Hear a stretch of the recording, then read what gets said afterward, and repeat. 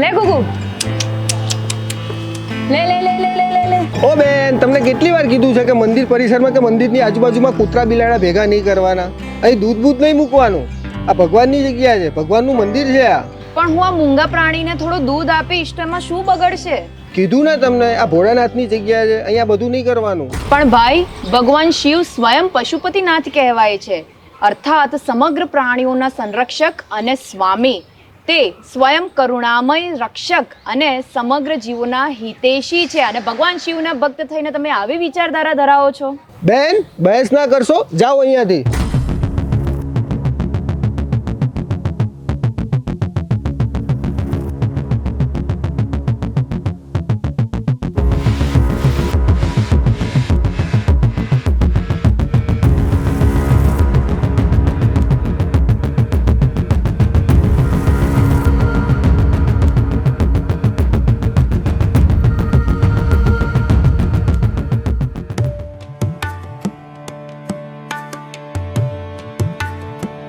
મૂંગા પ્રાણી છે તો શું થયું? ભગવાન દરેકના છે.